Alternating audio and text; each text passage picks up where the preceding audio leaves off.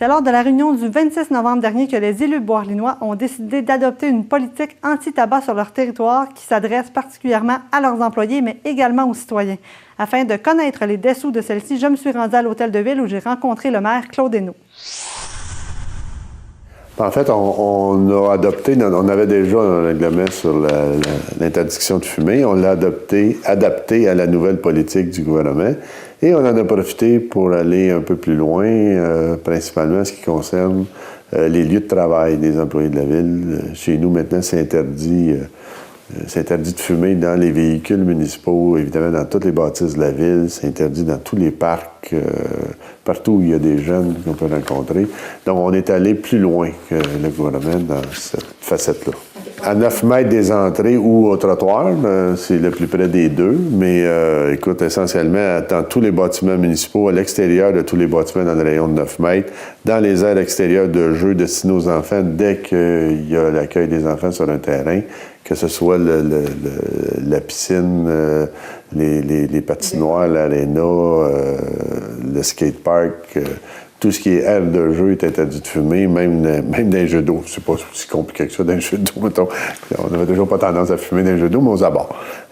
Mais aussi à l'intérieur de tous les véhicules municipaux, y compris les véhicules loués. Donc, l'employé qui passe la charrue, qui s'en va sur son lieu de travail, dès qu'on est au travail, c'est interdit de fumer, sauf dans un rayon de 9 mètres des lieux de la ville. Sur les heures de travail, excluant les temps de pause, donc tu ne peux pas fumer en travaillant non plus. Ça, c'est deux éléments avec lesquels on est allé beaucoup plus loin que la politique.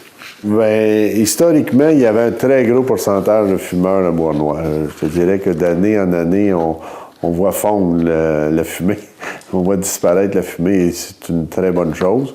Quel est le pourcentage aujourd'hui? Je te dirais que dans la nouvelle équipe, par exemple, si je regarde au niveau des travaux publics, que ça affecte directement, il y a beaucoup plus de non-fumeurs aujourd'hui que de fumeurs, ce qui n'était pas le cas il y a quelques années. Là.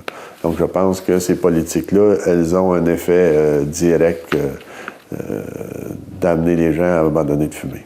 Bien, il y a deux types de conséquences.